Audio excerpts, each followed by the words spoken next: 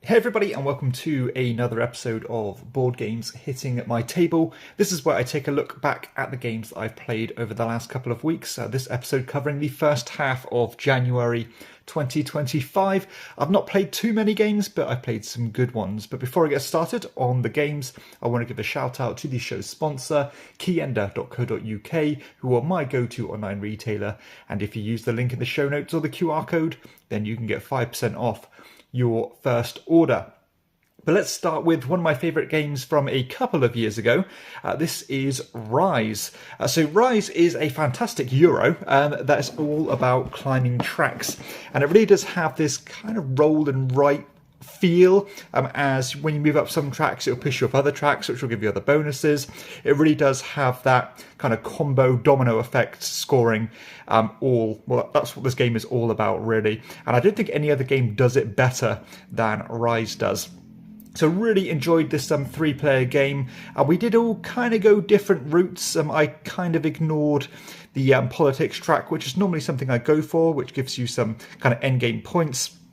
But I really did focus on keeping my people happy through the happiness track and keep on trying to bump off the end to get 2 points each time you do that. So I taught this one to my girlfriend for the first time and she actually really enjoyed it as well, which was nice. And I'd love to see this game just get a bit more spotlight, really, because it seems to have fallen off a cliff edge. Maybe an expansion or two would do this one a favour. But still, a fantastic game that is Rise. Let's move on to something more recent now. We played a 3-player game of Castle Combo. I think I narrowly missed out on the win on this one. So the strategy I went for this game was to get lots of discounts on my cards and then pick up some cards that would score me based on the discounts that I got. So quite a cool different strategy there. Didn't quite pay off, as one of my opponents had a really heavy key strategy where they collected tons of keys and then it ended up getting a bonus that scored all their keys again. And that was just too many points to catch up on. But still, made my top 10 of the year last year, and I can't really see that changing when I revisit the list again when I've played some other games. I played a 2-player game of Match of the Century. So this was kind of a short notice game that I played. I thought, let's play something we haven't played in a while. This is such a cool game that I must admit I do need to be in the right mood to play, because it is quite cerebral. It's a bit of a game of attrition where you need to be patient and know when to strike and know when to sit back. It's basically like a chess simulation where you are playing these cards to win these different games of chess. But you can boost your strength with these pawns, and the trick is that when you deliberately lose a hand, or lose a hand in any way, you will get some really cool, powerful bonus that can give you will set you up really well for future turns. So again, it's all about knowing when to sit back and knowing when to push. I just about squeezed the win here, and by building up a supply of pawns that my opponent couldn't quite overcome. But still, fantastic game. That is Match of the Century. Speaking of my favourite games from last year, we played a 3-player game of Rebirth. If you watched my top 10 of 2024, this was number 1. I still feel that way. It's a fantastic route building game by the Dr. Rainer Knizia. This game does actually come with 2 maps. So you've got I think it's Scotland and Ireland. And we played the Ireland map again, and I think that's my favourite of the 2. It's slightly more gamey, where you have public objectives instead of personal ones, and the map is also a little bit more open, where you have the freedom to place what you want where you want. There's so many different things you can go for here. I tried to push for the castles, but it didn't quite pay off by the time the game resolved.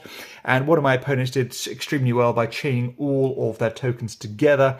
And you keep on compounding or compiling those points over and over again, which was just too much to overcome.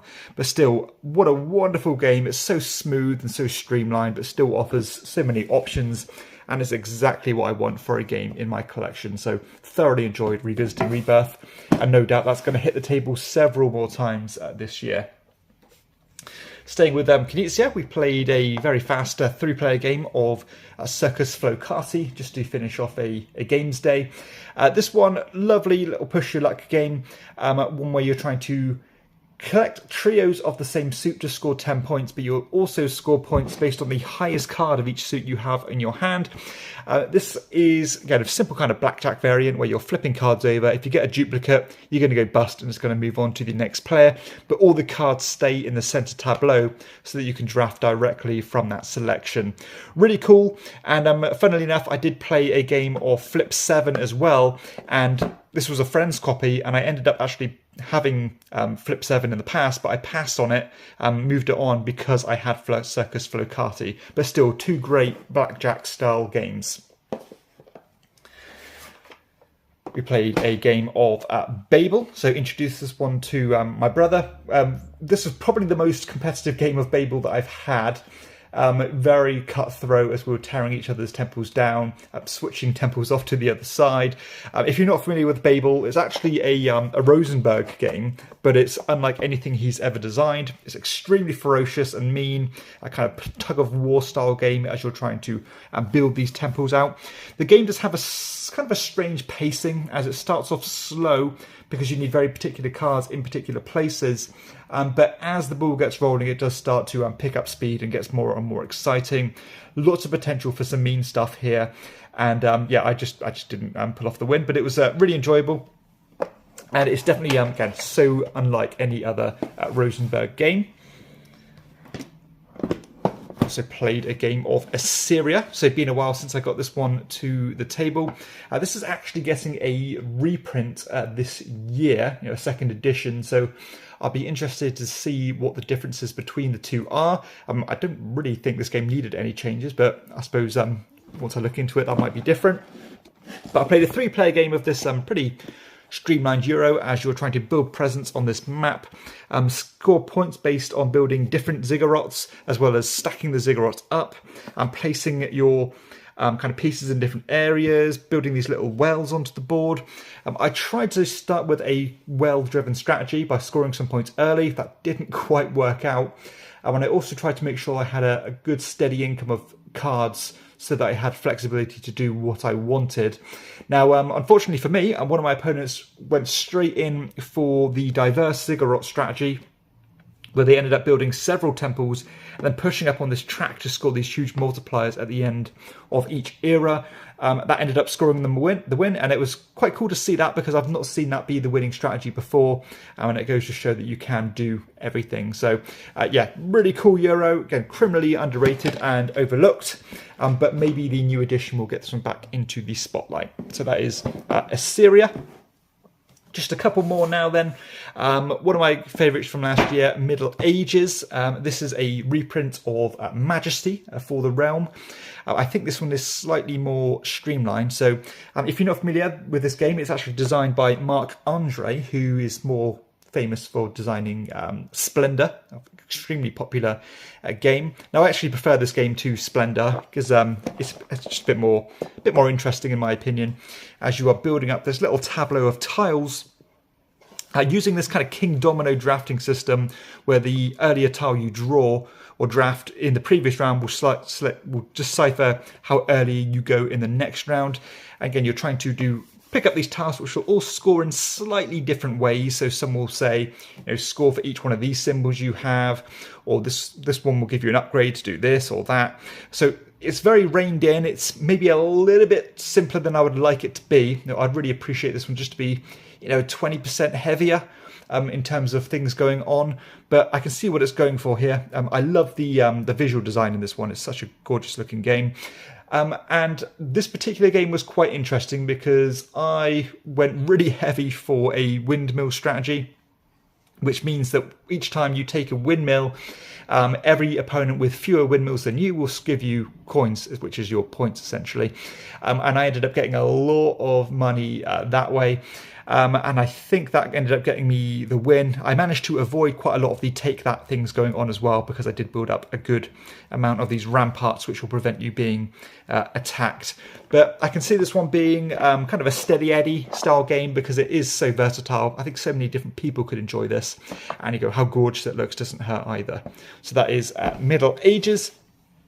And the final game I'm talking about today is kind of a rarer game that not many people talk about. This is Arcadia by the great Rudiger Dorn. So this is actually one of my favourite polyomino style games. I know most polyomino games are abstract just in their essence, but this one is, it feels a bit more abstract than your average one. This one you're trying to put these tiles down onto the map and then surround them with either other tiles or with your workers. And once you've fully surrounded one of these tiles, then you are going to take this little token off of it, and then at 4 stages during the game, this is completely at the player's pacing, you can cash in those tokens based on this dynamic market that's changing. So you kind of want to collect a certain type of token and then wait until the market is really hot, then cash it in and score the most points from that. But the trick is that you have a very limited pool of your workers, so you need to kind of do the cash-in so you can get more. So again, it's all about tempo and timing with this game. Looks super cool as well, has a great table presence, and it was nice to get this one back to the table. So that is Arcadia. It kind of really does walk that tightrope of being a Euro, but also an abstract strategy game. And that's it. That's all of the games that I have been playing. So some really interesting ones. Nice to get some of these ones that I haven't played for a long time back to the table, as well as some more recent favourites like, of course, Castle Combo and Rebirth. But hopefully you've enjoyed the video. If you have, please be sure to hit like and subscribe to the channel. Check out my other content too. But for everybody else, I'll see you next time on Chairman of the Board. Bye-bye.